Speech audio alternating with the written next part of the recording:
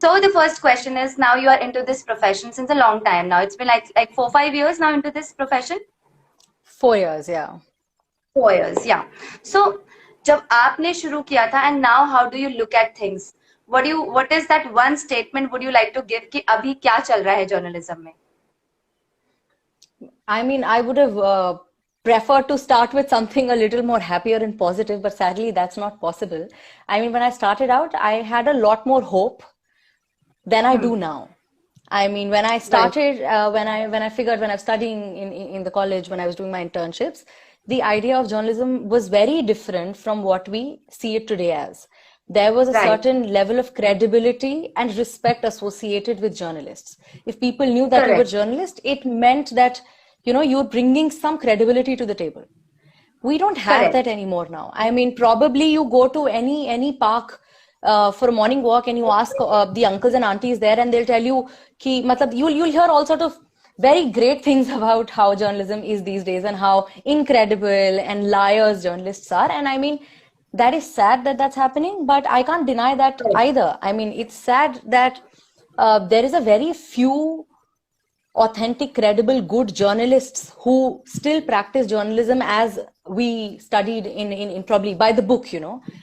And I think that does not exist. That does not exist elsewhere. It's very rare. As a viewer also, I mean, if you want to consume good journalism, it is difficult. It takes an effort. You probably have to pay a subscription fees for a few portals, or you have to search, find certain articles, certain websites where you know, okay, this is a place where I can access good journalism. Otherwise, like if you turn on your television sets, it's mostly trash that you're watching, which is not good for your blood pressure, for your mental health, and definitely terrible for your news sense. I completely roger that, and I can't deny that part. Sadhika, that takes to another question that, you know, that the way you mentioned कि, you know, it is not good for your blood pressure, it is not good for your mind.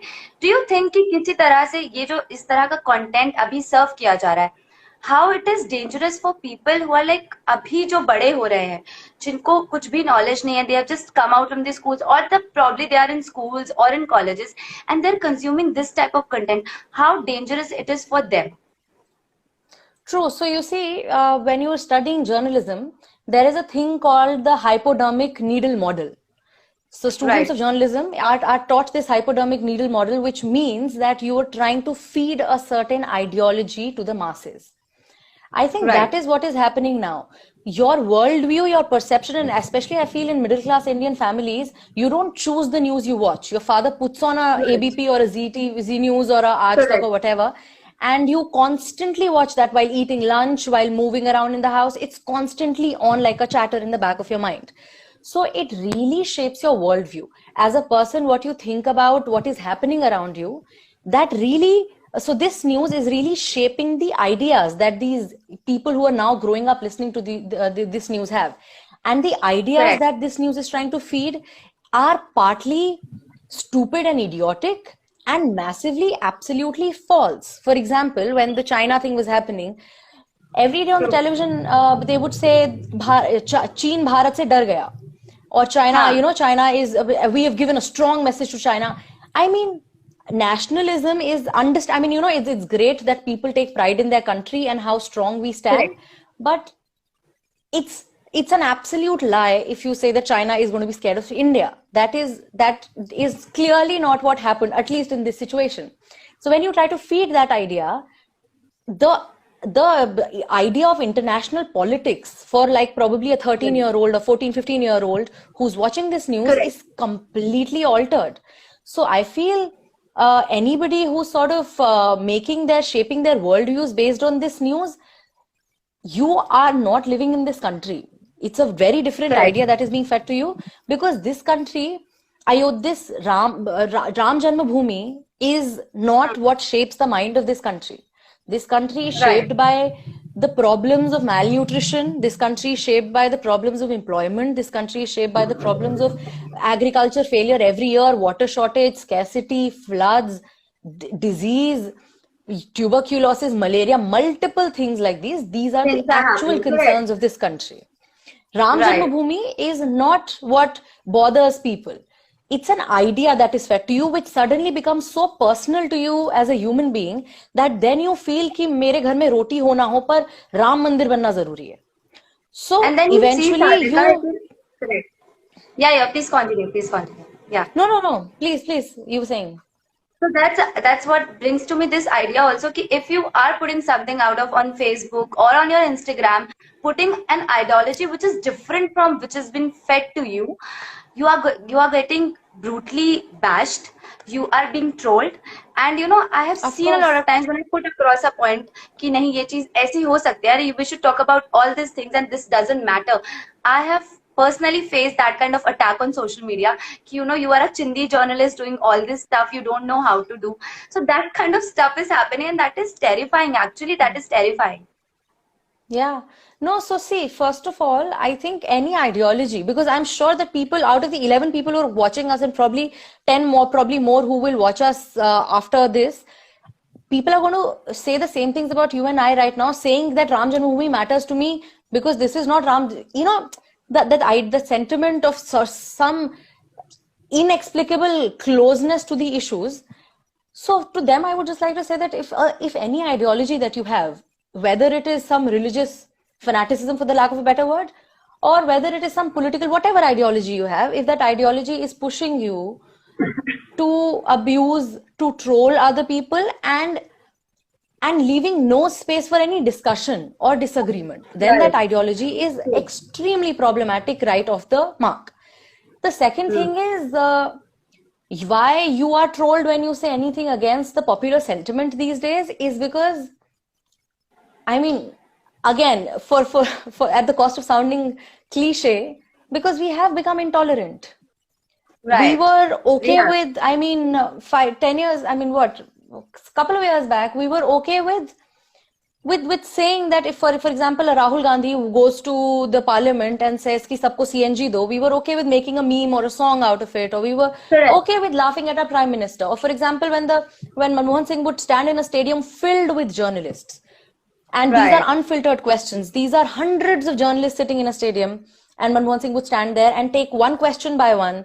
The journalists could say anything. It could, and to have that ability, to at least have that courage, to be able to accept your mistakes, and even if not that, to be welcoming to these questions that come your way, was a thing that we did. We don't do that anymore. So when at the apex, the leader, the role model that you're following is absolutely denying all questions, we are not going to have a question hour in the parliament. I mean, for God's sake, that is the ultimate level where at least questions should have been allowed. So from that level to when you're trying to ape that certain model, I think eventually what happens is when you see the culture of questioning being killed, you go completely against it. So when you see anybody questioning, you're like, no, that's wrong. The way, you know, it happens in our houses. The idea कि तुमने सवाल कैसे पूछा, तुमने mummy को पलट के बात कैसे करी. In your houses, even like I'm sure all of us have heard it, because even if you're saying something right and your parents are saying something wrong, they're not going to say that you're wrong. They're going to be like, पलट के जवाब क्यों दिया? So that has somehow become, तो पलट के जवाब कैसे दिया has somehow become the entire national ideology seemingly these days, which is sad. Exactly. Which is sad. I think we are not leaving any thing or any aspect for people to ask why. I think this is the basic right is not there. And actually, Sadhika, you know, I feel like that, you know, when we are fed with this type of content, actually, people don't analyze things. Unko pata hi nahi hai from where or on which thing they have to ask why. They don't know. And they're like, okay, ठीक है, सब कुछ सही चल रहा है, because वो analytics जो skills है ना, वो खत्म हो गई हैं, I guess. True, and they're not encouraged also. तो कितना बार हम GDP में देखते हैं कि नीचे ऊपर is minus 23%, so we're still showing a spike. So basically you start assuming that the audiences, for the media and also for the government, that the audiences are dumb masses who have zero brain of their own, who are not going to apply any logic. And sadly, so a majority has stopped applying logic. Sadly, so I would. It is a sad thing to say, and I hope I didn't have to say that, but a majority in the country is in fact, not only not applying their logic, but also trying to rationally explain something absolutely Right. irrational. तो Irrational, अपना तो correct. दिमाग बंद कर दो और जो कोई दिमाग चला रहा है उसको ट्रोल करो, और जो बिना दिमाग की बात हो रही है उसको जस्टिफाई करो कि नहीं नहीं but this. And I guess that is very difficult for us, people like us. अगर आप किसी के साथ डिस्कशन कर रहे हैं and then there is no logic, then that is the end of the discussion. What you will say if somebody True. is trying to Of justify course. a thing which is irrational, what you will say True. कि अच्छा ठीक है ये ऐसे नहीं ऐसे हो रहा है. Which also takes to me another topic, you know, I really want to know your thoughts on that. From witch hunting, hounding and to presenting wrong facts, जो मीडिया में narrative है, किस तरह से आपको दिखाया जा रहा है कि हम नंबर 1 चैनल है. Do you think this is also pushing us towards hatred? आज किसी एक पर्टिकुलर बंदे के पीछे वो चीज खत्म हो गई तो कोई और टॉपिक उठा लिया. And how it is filling us with hatred, especially our younger generation. So hatred and anger, I think, has become the national sentiment of this country for the last couple of years. We are constantly angry as a nation. We need somebody to peg that anger on. I mean,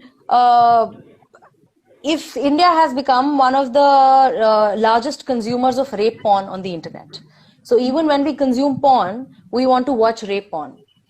So that also reflects on everything. Your beef ban, starting from your beef ban to demonetization to GST, everything, there is no discussion that happens anymore. You say something and then people are literally, we're living in times where a mob lynches you. You understand how? Right. So lynch is also, इतनी बार हमने सुन लिया है शब्द कि हमको लगता है lynching is something regular, normal. That's not what lynching is. Lynching is literally a mob gathering around you and tearing your flesh with their hands. Matlab, are we humans or are we animals? But we are angry to those levels. And we are not angry. Right. And right now we have Muslims to channelize this anger on. Muslims kharab hai ya. So we are different groups, right? Do you think this anger is going to be limited to Muslims? For example, hypothetically, for a moment, imagine that there are no Muslims in this country. No Muslims. Do you think suddenly we're going to imagine? Are we going to suddenly become a happy country? Are we going to suddenly stop having these issues? Definitely not. I feel then suddenly you become angry with the Dalits in the country. Then you become angry with the women in the country. Then they have come to your plates. Imagine somebody coming into your house and telling you कि तुम्हारी plate पे क्या रखा है, ये मैं मना कर रहा हूँ कि तुम नहीं खा सकते हो. This is because मुझे नहीं पसंद है तो तुम नहीं खा सकते हो. So it's come to that, which is why suddenly I feel further saddened, and I often say that when women subscribe to this idea, because women feel that their independence, their idea of their lives are going to stay unimpacted by this. That's not going to be the case. Once they have issues, once they get rid of all of this, they're going to come after you. They're going to come after the length of your skirts. They're going to come after who you were living with before you marry. They're going to come after what you eating, where are you working. Right. Exactly. Where are you getting married? Because this comes from a larger sense of Brahminical patriarchy. The idea of supremacy. I am more powerful. I am over you by the virtue of my birth. Because I was born into a certain religion, I am above you. So after you have, if only Hindus are in a room, you obliterate Muslims, put Hindus in a hall, then does that idea of supremacy go away? No. Then you're trying to establish that I'm a Brahmin and a certain Dalit is beneath me. So I am powerful because I'm a Brahmin. Then you put only Brahmins in a certain room. They'll be like, no, but this is a woman. I'm a man. So I'm powerful because of the virtue of that. So ultimately it comes. Right. Exactly. Right. Yeah. Yeah, absolutely. This Hindu identity, when we say Hindu, for some reason we start assuming that Hindu is this one monolith. Of course not. Within Hindus, this is what I'm saying. So if you hate a Muslim, are you willing to call a Dalit into your house? And are you willing to be equally open to them, and will you embrace them? No. So then your hatred is not just Muslim hatred. Your hatred is Dalit hatred. Your hatred is everybody who is beneath you. Because you're frustrated. Of course the country is frustrated. We are going to channelize everything on a Ram Janmabhoomi Pujan because we don't have jobs. Because the young in the country don't have food to eat. Because women have to, literally in the lockdown, women had to deliver their babies on the footpath. There have been cases where a pregnant woman... A Our pregnant delivery woman would be could worse, not, right? yeah, because they don't, you don't have a health structure. So of course, when you have a life filled with such, and these are not numbers and figures, these are real, actual lives of people. So when Right. you need certain idea to hold on to, this is an idea that has been fed to you. A needle has been put, and this idea has been introduced in your systems that it's okay if everything is falling apart, but Ram Mandir Pujan is the core center of your identity, and Important. apparently people are buying it. And people are And buying that's it.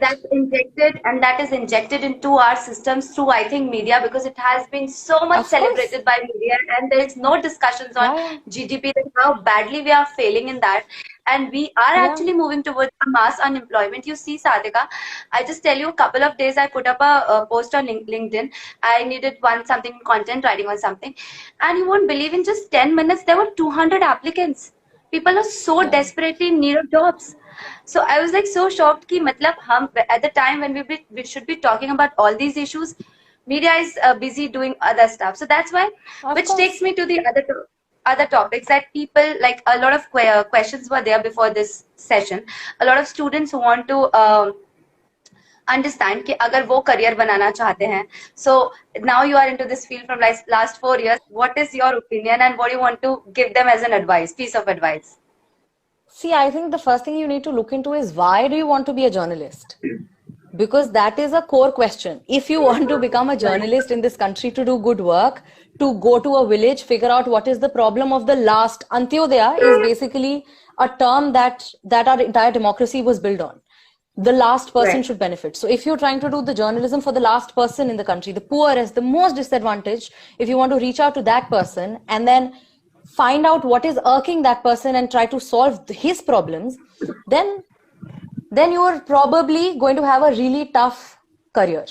You are the next Right. 20, 30, 40 years of your life. Are you going to be underpaid? You are going to be trolled on the internet all the time.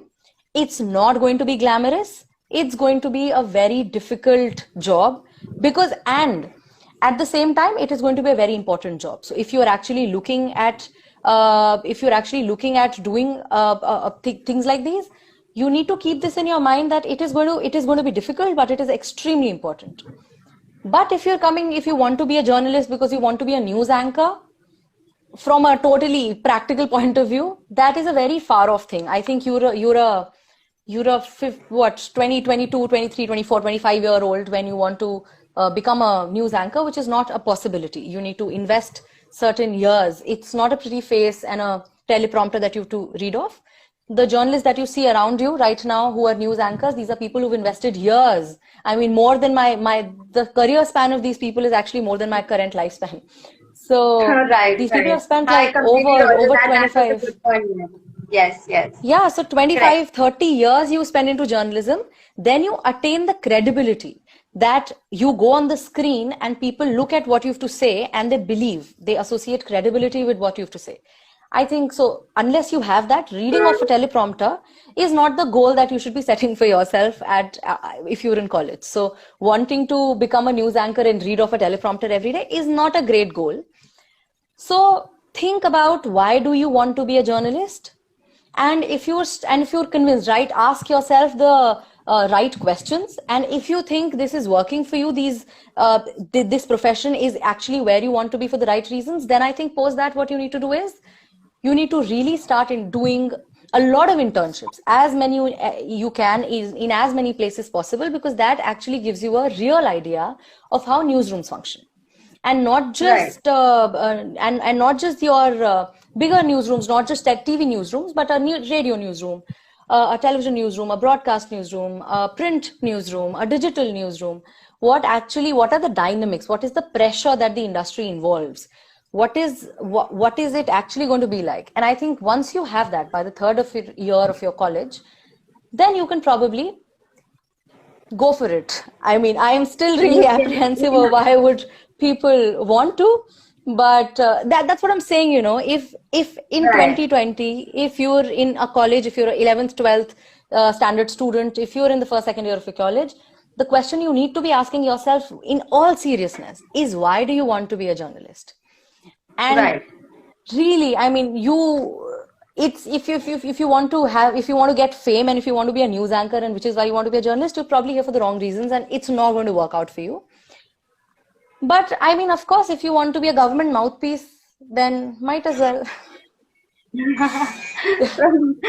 So well said, Sadhika, which was like I think a lot of people might have got the answers of their questions, that why they want to be a journalist, which also brings to me one question that I'm going to wrap up this session soon, but I really want कि आप थोड़ा और बताएं. जैसे कि a lot of people have this thing, now we are moving towards the digital world, so there are so many websites working right now, and they are offering different internships and they are offering different type of content.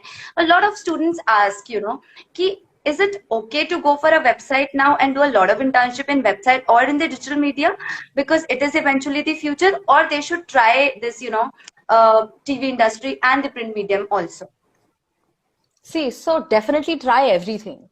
I mean, in my own personal experience, each newsroom has its own charm, and for anybody who's excited to be a journalist, who wants to, who's fallen in love with that world, I mean, definitely you should not deny yourself that experience of being in all sorts of newsrooms. But of course, see, and I think there was a time when we used to look down upon the digital space for journalism. But increasingly, those are the only spaces that are able to survive and exist, because the Correct. input cost is very less. You need one person with a phone. This interview, if you try to do this interview for a broadcast channel, there are 3 cameras for different angles. There is a Correct. van which is going to air the interview. You're going to have a camera person. You're going to have somebody do your makeup. There's somebody who's doing the sound. There is a whole lot of production cost Light and involved. other equipment, right? And when you do the same thing on a digital platform, the production cost falls down like by more than half. So I think this is the space which is going to survive increasingly, especially if you want to do development journalism. As I said again, if you want to talk about the last person in the democracy, you can probably, there's very less avenue for you to survive on the mainstream broadcast media. Correct. So then digital space is the only place. Increasingly also, it is becoming easier for the digital space to survive. It is easier for you to voice your opinion. And of course, it also, I mean, there is as a profession also, it doesn't pay you any less.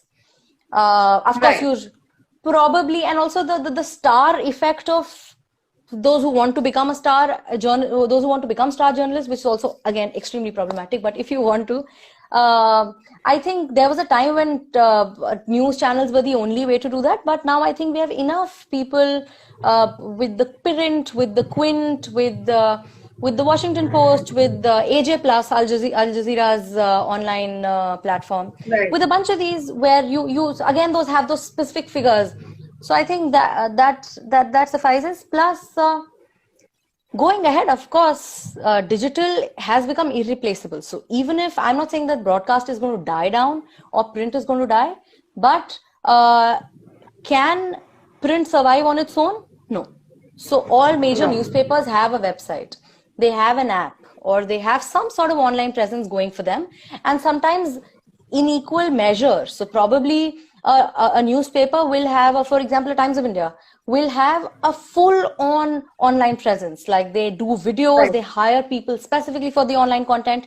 So of course, so you can still be associated with bigger brands, but on the digital platform, which is more accepting. I think there is more space. Earlier, for example, on a newspaper, you need to write, there's a word limit.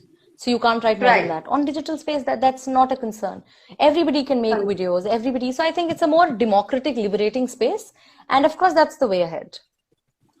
So now you have spent 4 years of your journalism, of your career into journalism. I would like to ask, which you just mentioned about brand, the bigger brands and the content. So Sadhika, there's always a dialogue, there's always a debate when it comes to seeking an opportunity in an organization.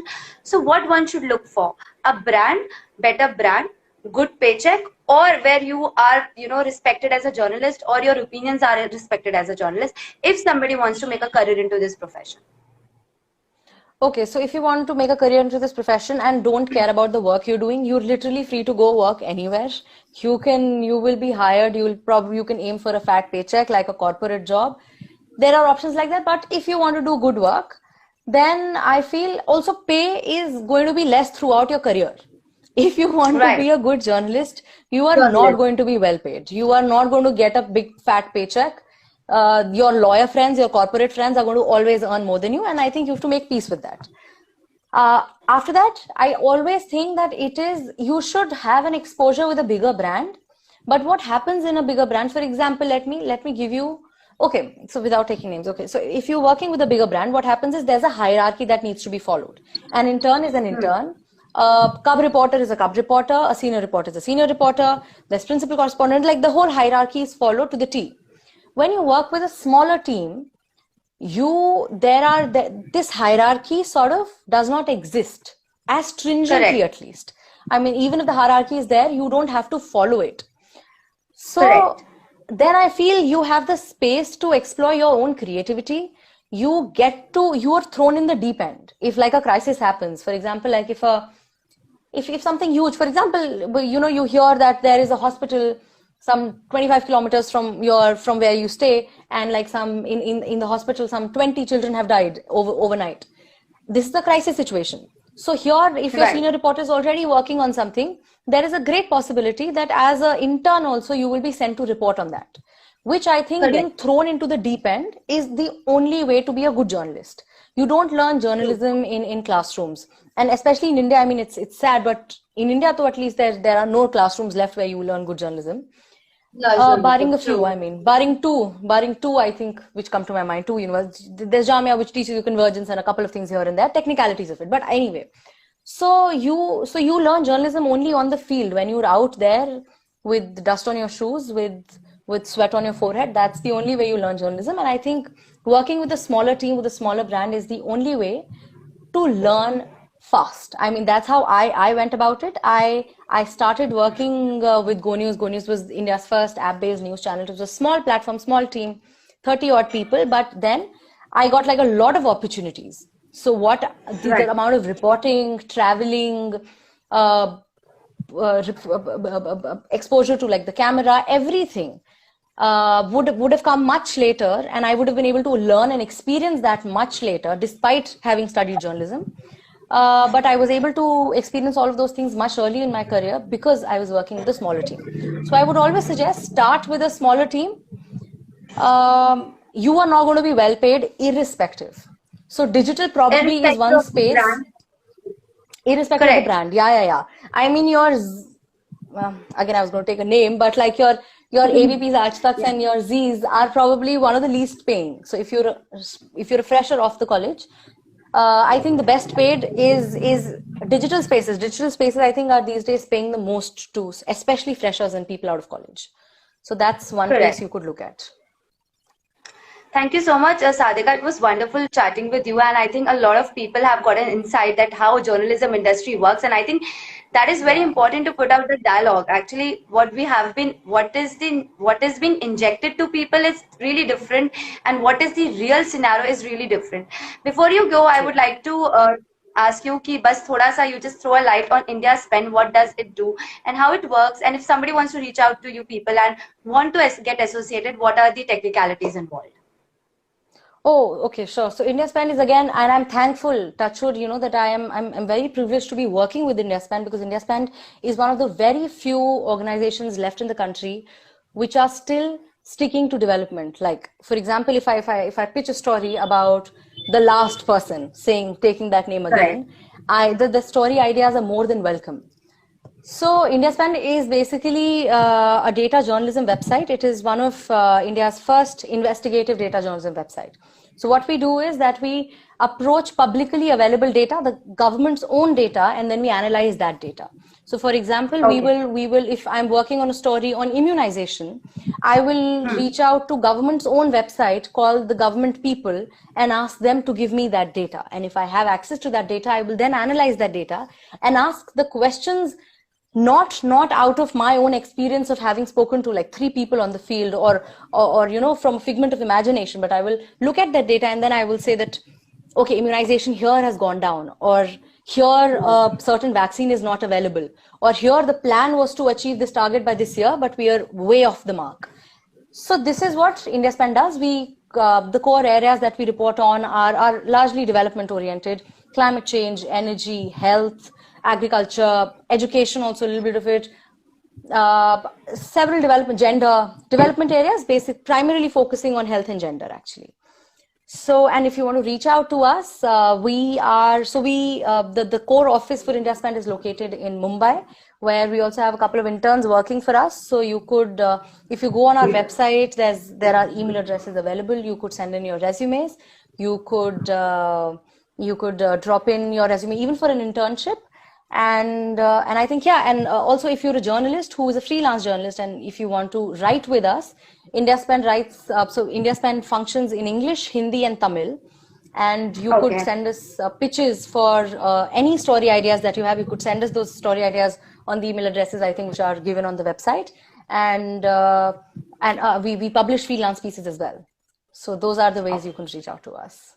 Thank you so much, Sadhika. It was lovely chatting to you. Sure. And I am so thankful that you joined this session and gave a great insight to the students who have joined this session. Thank you so much. It was a pleasure. Thank you.